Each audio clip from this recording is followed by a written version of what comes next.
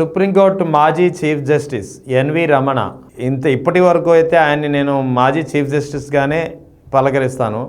ఇక నుంచి అయితే కండువా కప్పుకొని టీడీపీ మనిషిగానే చెప్పాల్సి వస్తుందేమో. ఎందుకంటే ఇటీవల ఈ మధ్యన ఆయన చేసినటువంటి ఒక వీడియో వైరల్ అవుతుంది. ముఖ్యంగా గతంలో ఆయన చీఫ్ జస్టిస్ పదవిలో ఉన్నప్పుడు అమరావతికి కేసుకు సంబంధించినటువంటి రైతుల తరపున కానీ ఆ ఇష్యూ తరపున కానీ రాజకీయ ప్రతినిధులు ఇప్పుడు ఉన్నటువంటి పెంపసాని చంద్రశేఖర్ ఇటువంటి వాళ్ళు వచ్చి ఆయన దగ్గరికి ఆవేదన చెందారట. ఈయన రాజకీయపరమైన సలహాలు ఇచ్చారట, సూచనలు ఇచ్చారట. అంటే ఒక చీఫ్ జస్టిస్ ఆ తర్వాత ఇంకొక వ్యాఖ్య చేశారు. టీడీపీకి సంబంధించినటువంటి కష్టపడి పనిచేసే టీడీపీ కార్యకర్తలకి, నాయకులకి టీడీపీలో మంచి గుర్తింపు ఇవ్వాలని చెప్పి ఆయన రాజకీయంగా కామెంట్లు చేశారు. ఒక గౌరవప్రదమైనటువంటి పొజిషన్లో పనిచేసి అందరికీ ఆదర్శప్రాయంగా నిలవాల్సినటువంటి ఒక జస్టిస్ అంటే చాలా కీలకమైంది. అటువంటి పదవిలో ఉన్న వ్యక్తి ఈ తరహా వ్యాఖ్యలు చేయడం ఎంతవరకు సమంజసం అంటే మీరేం చెప్తారు? ఒకటి sir, NV Ramana chief justice గారు ఎవరైతే ఉన్నారో ఆయన గురించి గతంలో జగన్మోహన్ రెడ్డి గారు ఒక లెటర్ రాసినారు.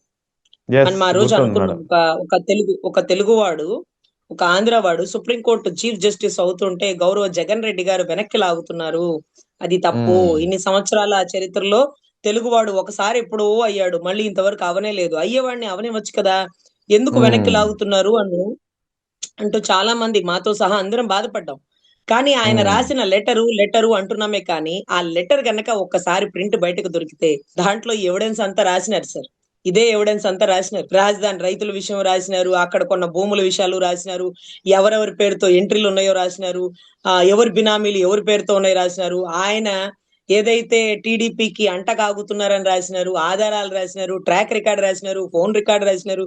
ఇవన్నీ రాసి దగ్గర దగ్గర ఒక 7-8 పేజీల లెటర్ ని గౌరవ చీఫ్ జస్టిస్ హోదా ఇవ్వగలిగే వ్యక్తికి, అప్పట్లో రాష్ట్రపతికి, అప్పట్లో ఇంకెవరెవరికో దానికి అన్నిటికీ పంపిస్తున్నారండి. అంటే అందరికి PDF లో పెట్టేసి ఉంటారు, బహుశా నాకు తెలిసి లెటర్లు కొరియర్ చేసినారు. ఆ విషయం బయటకు వచ్చినప్పుడు అందరం కోప్పడ్డాం. ఈ రోజు ఆయన మాటల్లోంచే, ఆయన నోటిలోంచే నేను టీడీపీ సానుభూతి పరిని, టీడీపీ సమస్యలను అంటూ వారు నాకే చెప్తుంటారండి. ఒక చీఫ్ జస్టిస్ హోదాలో ఉన్న వ్యక్తి, ఆయన తర్వాత ఆయన ముందుగాని ఎవరన్నా ఏ రాష్ట్రంలో చీఫ్ జస్టిస్ హోదాలో అనుభవించినారో ఒక్కసారి ఎంక్వైరీ చేయండి. వారు ఈ రోజుకి కూడా రాజకీయ జీవితానికి దూరంగా ఉంటారు సార్. ఫర్ సపోజ్ సుప్రీంకోర్టులో ఒక జడ్జి సార్, మా జస్టిస్ గోపాల్ గౌడ్ గారని ఒక కమ్యూనిజం భావాలు గల వ్యక్తి. ఈ రోజుకి సార్, నేను ఎప్పుడన్నా బెంగళూరు వెళ్ళినప్పుడు ఆయన కలవడానికి వెళ్తే ఇమీడియట్ గా నాకు అవకాశం ఇచ్చేవాళ్ళు. వెళ్తూ సార్ ఏదైనా ఒక మంచి బుక్ నాకు గిఫ్ట్ గా ఇవ్వండి సార్, ఈ బుక్ ఇవ్వండి సార్, ఆ బుక్ ఇవ్వండి సార్ అంటూ ఆయనతో మాట్లాడుకుంటూ చక్కగా ఉండేవాళ్ళు. తర్వాత ఒక రోజు బయట ఒక ఎంపీ, ఒక ఎమ్మెల్యే, అంటే ప్రెసెంట్ బెంగళూరుకు సంబంధించిన ప్రెసెంట్ ఎమ్మెల్యే ఎంపీ బయట వెయిట్ చేస్తున్నారు. సార్ నాతో లోపల 20 minutes మాట్లాడారు. సరే ఓకే రజని, ఈవినింగ్ ట్రైనా లేకపోతే బస్సా, నువ్వేమీ చూస్ చేసుకున్నావు, మొన్న బస్ యాక్సిడెంట్ అయింది కదా, నువ్వు బస్సు చూస్ చేసుకోవద్దు, ట్రైన్ కి వెళ్ళు, నేను లెటర్ పెడితే వస్తుందమ్మా ట్రైన్, ఇమీడియట్ గా సీట్ కన్ఫర్మ్ అవుతుంది అంటే, సార్ ఒక మనిషి చనిపోవాలని రాసి పెట్టుంటే ఎవ్వరు ఆపలేరు.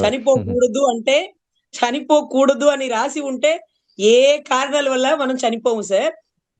ఆల్రెడీ బస్ టికెట్ బుక్ చేసుకున్నాను సార్, ఇప్పుడు వద్దులే సార్ ట్రైన్ అంటే, అరే నిన్నే కదా కర్నూలు నుంచి బెంగళూరు వెళ్లే ట్రైన్ మొత్తం తగలబడిపోయింది, ఏసీ బస్సు తగలబడిపోయింది కదా, ఎందుకు అంత రిస్క్ తీస్తామంటే, నేను ఎప్పుడు ఒక సిద్ధాంతాన్ని నమ్మేదాన్ని సార్. మనం అంటే ఇది రాసి ఉంది, మనం జరగకుండా ఆపలేము, రాయని దాన్ని మనం రాయలేము సార్. సో దాన్ని దృఢంగా నమ్ముతా. నా లైఫ్ లో ఇది రాసి ఉందంటే జరుగుతుంది, అది రాయలేదు అనుకోండి నేను దానికోసం ఆలోచించడం కూడా వృధా. ఏదో జరిగేది జరగనివ్వండి, ఏమవుతుంది అంటూ సార్ కి చెప్తే నాతో చక్కగా నవ్వుతూ మాట్లాడుతూ బయటికి రాగానే ఎమ్మెల్యే ఎంపీ లోపలికి వెళ్ళాను. నేను అడిగినాను, చాలాసేపటి నుంచి వెయిట్ చేస్తున్నట్టున్నారు కదా అంటే, అవునండి బెంగళూరు ఎమ్మెల్యేలు ఎంపీలు. అదేంటి, నేను అడ్వకేట్ ని వాళ్ళని ముందు పంపించే తర్వాత నన్ను పంపించచ్చు కదా అంటే, ఆయన సుప్రీంకోర్టు జడ్జి హోదాలోంచి రిటైర్ అయ్యారండి, ఏ రాజకీయ నాయకుడిని దగ్గరికి రానివ్వరు ఆయన. అసలు మేమే కాదు, ఏ రిటైర్ అయిన జడ్జి కూడా ఏ రాజకీయాలకు అతీతంగా పనిచేస్తారు సార్. ఫైనాన్స్ మినిస్టర్ చిదంబరం గారు ఒక అడ్వకేట్, అరుణ్ జైట్లీ, రామ్ జెట్మిలాని ఒక అడ్వకేట్లు. వాళ్ళెందుకు జడ్జిలు అవ్వలేదు? అవడం చేతగాక కాదు, అవలేక కాదు. అదే సుప్రీంకోర్టులో అడ్వకేట్లుగా పనిచేసినారు. ఎస్ సార్, సుప్రీంకోర్టులో అడ్వకేట్లుగా పనిచేసినారు. జడ్జి అయితే కొన్ని నిబంధనలు ఉంటాయి, కొన్ని రూల్స్ అండ్ రెగ్యులేషన్స్ ఉంటాయి, వాటిని దాటి పని చేయకూడదు. నువ్వు రాజకీయాలకి, ఇప్పుడు ముకుల్ రోహిత్ కి ఉన్నారు, ఆయన ఈ రోజుకి కూడా ఎప్పుడన్నా మాట్లాడినప్పుడు రజనీ కన్నా అంటారు, కన్నా రజనీ అనరు ఆయన. ఆయన మాకు తెలంగాణ దిశ ఎన్కౌంటర్ కేసు కి ఆపోజిట్ అడ్వకేట్ గారు ఆయన. మాకు రాజధాని రైతుల కేసుకి జగన్ గారి తరపు నుంచి తెచ్చిన అడ్వకేట్ గారు. వీళ్ళందరూ మాకు అవును. సుప్రీంకోర్టులో తెలుసు. అయితే వీళ్ళందరూ జడ్జిలు అవ్వచ్చు. సుప్రీంకోర్టు ప్యానెల్లో ఎన్నో సంవత్సరాల నుంచి అడ్వకేట్ గా ఉన్నారు. ప్యానెల్లో వెళ్ళిపోవచ్చు. వాళ్ళు అంటే వాళ్ళకి ఇంట్రెస్ట్ ఉండదు. ఎందుకంటే ఇలా చెయ్యకూడదు కాబట్టే దాంట్లోకి వెళ్ళం. రైట్. దాంట్లోకి వెళితే ఇలా చేయకూడదు. ఒకళ్ళు ఇలా చేయాల్సి వచ్చింది అనుకో, ఆ పదవిలోకి పోకూడదు. ఇలా ఆ పదవిలో కూర్చొని రాజధాని రైతుల గురించి ఆలోచించినాడంట. రాజధాని రైతుల కేసుల గురించి ఆలోచించినాడంట. తప్పు కదా. అసలు ప్రమాణ స్వీకారానికి కూడా వచ్చినారండి ఆయన. ప్రమాణ స్వీకారానికి కూడా వచ్చినారు. వచ్చారు. ఎందుకు కూటమి ప్రభుత్వం వస్తుంటే వచ్చినారు. జడ్జి గారితో సహా అందరూ వచ్చినారు. అయినా ఏదైనా పదవి కావాలంటే తీసేసుకోమనండి. అంతేకాని గతం నుంచి కూడా టీడీపీకి అనుచరుడుగా ఉంటున్నారని జగన్మోహన్ రెడ్డి గారు చెప్తే అది అబద్ధం. అంటే మరి హైకోర్టు జడ్జిగా ఆయన ఎవరు ఎలివేట్ చేసినారు? ఎవరు అవును. హైలైట్ చేసినారు? ఎవరు ప్రపోజల్ చేసినారు? ఏ ప్రభుత్వ హయాంలో మీరు హైకోర్టు జడ్జిగా ఎంగేజ్ అయ్యారు? ఈ రోజుకి సార్ నాగార్జున యూనివర్సిటీలో ఆయన లా కంప్లీట్ చేసినారు. అక్కడ ఎంత కులతత్వం ఉంటుందంటే ఇదే బ్రైండ్ ఎగ్జాంపుల్ అండి. మరి గమనిస్తే ఎవరో ఒక వీసీ అపాయింట్ అయ్యారంటండి. అతను ఎవరో రాజుల కమ్యూనిటీ అతను అపాయింట్ అయ్యారు వీసీగా. ఎప్పుడు ఆగస్ట్ లోనో ఎప్పుడు అపాయింట్ అయ్యారు. అక్టోబర్ లో అపాయింట్ అయ్యారట. అయితే అపాయింట్ అయిన తర్వాత నుంచి ఈ రోజు కొరకు నాగార్జున యూనివర్సిటీలో వీసీ గారు అడుగు పెట్టల. ఏది నాగార్జున యూనివర్సిటీ వీసీ గారు. ఎస్ సార్, ఎగ్జాక్ట్లీ అపాయింట్ అయిన వ్యక్తి అడుగు పెట్టల. మరి ఎవరు రన్ చేస్తున్నారు నాగార్జున యూనివర్సిటీ అంటే? అంటే అసిస్టెంట్ వీసీ ఎవరు ఉంటారు కదండి, ఆయన ఆధ్వర్యంలో నడుస్తుందట. ఆయనకి కూనా శశిధర్ అనుకుంటా, శశిధర్ గారు ఎవరు ఒక ఆయన ప్రిన్సిపల్ సెక్రటరీ, ఆయన చెప్పినారట ఫైనాన్షియల్ దేంట్లో మీరు మీ సంతకాలు గాని మీ సలహా సూచనలు గాని ఉండకూడదు, యువర్ ద టెంపరీ పోస్ట్ అని. అంటే నేనేమంటున్నానంటే యాజ్ పర్ గైడ్ లైన్స్ ఒకవేళ వీసీ ఈజ్ నాట్ ఇంట్రెస్టెడ్ అనుకోండి, అతన్ని తీసేసి సెంట్రల్ కి పంపించండి, అతని పేరు రిమూవ్ చేసేమని, లేదా సెర్చ్ కమిటీ వేయండి. అంతేగాని వీసీ ఇంతవరకు సీట్ లో కూర్చోకుండా మీరే యూనివర్సిటీని మొత్తం రన్ చేస్తూ రెక్టర్ కమ్మ సామాజిక వర్గం, అసిస్టెంట్ వీసీ కమ్మ సామాజిక వర్గం, పేపర్ కరెక్షన్ లేకపోతే ప్రతి దాంట్లో కీలక పదవులన్నీ కమ్మ సామాజిక వర్గం, 65 ఏళ్లు దాటిపోయిన వాళ్ళని కూడా వాళ్ళు రిక్వెస్ట్ చేసి మరి వెనక్కి పిలిచి అదే ఆధ్వర్యంలో పని చేపించుకుంటున్నారు. అదే మరి వీసీ ఎందుకు మంగళగిరి అంటే మంగళగిరి ఎమ్మెల్యే వాళ్ళోళ్ళే, మంగళగిరికి సంబంధించిన రాష్ట్ర సీఎం వాళ్ళోళ్ళే, సిఏ వాళ్ళోళ్ళే, ఎస్ఐ వాళ్ళోళ్ళే, యూనివర్సిటీ కూడా వాళ్ళదే. ఈ రోజు కూడా బీసీ లేకుండా సెక్రటేరియట్ పరిధిలో మంగళగిరి కాన్స్టిట్యున్సీలో హైకోర్టు ఆధ్వర్యంలో అంటే అవన్నీ దగ్గరగా ఉంటాయి కదా, ఎంత నిఘా ఉంటుంది. నిఘా ఏంటి, ఏం చేస్తారు? ఇంతవరకు ఆ వీసీ ఎందుకు రాలేదు? వీసీ నాట్ ఇంట్రెస్టెడా? వీసీని రానివ్వలేదా? రాకూడదని చెప్పినారా? టెంపరీ వీసీ ఎందుకు మోస్ట్ ప్రాబబ్లీ వీసీగా పని చేస్తున్నారు? సో ఇది చాలా దారుణం సార్. ఇటువంటి వాటిల్లో కూడా ఎన్వి రమణ గారు హస్తాలు ఉంటాయండి.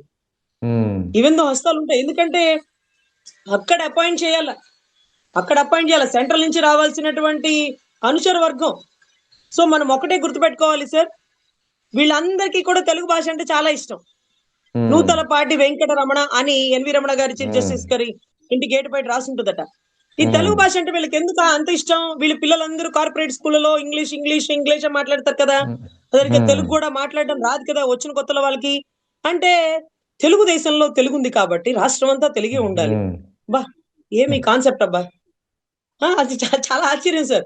తెలుగుదేశంలో తెలుగుంది కాబట్టి తెలుగు అనేది రాష్ట్రంలో అంతా తెలుగే ఉండాలి. ఎందుకంటే అప్పట్లో జగన్మోహన్ రెడ్డి గారు అవును, చంద్రబాబు నాయుడు అరెస్ట్ అయినప్పుడు కూడా పెమ్మసాని చంద్రశేఖర్ వీళ్ళంతా కలిసి ఆయన్ని కలిసి చాలా ఆవేదన చెందారట. ఎలాగోలాగా బయట పెట్టాలి, ఈయన్ని ఏం చేయాలి అని చెప్పి చర్చించుకున్నారట. ఈయన కూడా సూచనలు ఇచ్చారట. చంద్రబాబు అరెస్ట్పై ఈయన చాలా కలత చెందారట. ఈయన అవును సార్, చాలా కలత చెందినారు. అప్పుడు పెమ్మసాని గారు కూడా వచ్చినారు. పెమ్మసాని గారు ఇంకా అప్పటికి ఇంకా ఎలక్షన్స్ కి కూడా కంట్రీ నుంచి రాలేదు.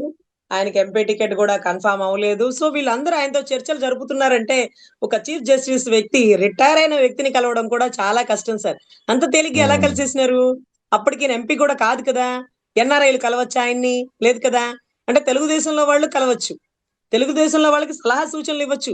అంటే వీరికే సలహా సూచనలు ఇచ్చారా, లేకపోతే ఆ కేసులు చేస్తున్న జడ్జి గారికి కూడా సలహా సూచనలు ఏమన్నా ఇచ్చారేమోనా అనే కదా రాష్ట్ర ప్రజలకు అనుమానం వచ్చేది. దాని గురించే ఆయన ఎవిడెంటరీగా లెటర్లు రాసినారు. ఆళ్ల రామకృష్ణారెడ్డి గారు గనక అదేంటది ఇన్నర్ రింగ్ రోడ్ అలైన్మెంట్ లో లెటర్లు రాసినారు చూడండి. ఇన్ని 600 పేజీలు రాసినాను, 500 నుంచి చూడండి మొత్తం అన్ని ఎవిడెన్సే పెట్టాను అని రైట్. రాశారు చూడండి. రింగ్ అవును. రోడ్ ఇటు తిరిగింది అటు తిరిగిందని. సో ఇదంతా ఎవిడెంటరీగా ఉంటది సార్. సో తెలుగుదేశంలో పాత చీఫ్ జస్టిస్లు లేకపోతే ఇంకెవరైనా ఉంటే అందరిని కూడా చేర్చుకోమనండి. కానీ ఆ హోదాలోకి వెళ్ళడానికి కారణమే వీళ్ళు. ఆ హోదాలో వెళ్ళి రాష్ట్రంలో జడ్జిమెంట్లను కూడా ప్రభావితం చేసేసారా అని ప్రజలు అనుమానాలు వ్యక్తం చేసేస్తున్నారు. ఒక జడ్జి హోదాలో ఉన్నవాడు ఎలా అయితే రాష్ట్ర రాజకీయాల్లో నేను పార్టిసిపేట్ చేస్తున్నాను, కోమటి జయరాం గారు అనుభవజ్ఞులు, లేకపోతే పెమ్మసాని గారు, అందరూ మీ వాళ్ళే మిమ్మల్ని కలుస్తున్నారేంటి? మీ వాళ్ళే మిమ్మల్ని కలుస్తున్నారేంటి? మీ వాళ్ళ సమస్యలు మీ దగ్గర చర్చిస్తున్నారేంటి? మీరు మాత్రమే ఎందుకు సుప్రీంకోర్టు చీఫ్ జస్టిస్ దాకా వెళ్ళగలిగినారు? మీరు మాత్రమే ఎందుకు హైకోర్టు జడ్జిగా కాగలిగినారు? మీ వాళ్ళే మిమ్మల్ని జడ్జిగా ఎంపిక చేసినారా? ఇవన్నీ కూడా రాష్ట్ర ప్రజలకి తలెత్తేటటువంటి అనుమానాలండి. వాటికి రైట్. వాళ్ళు రైట్. అకౌంటబిలిటీగా బాధ్యతగా సమాధానం చెప్పాల్సి ఉంటుందండి. Right madam. Thank you madam.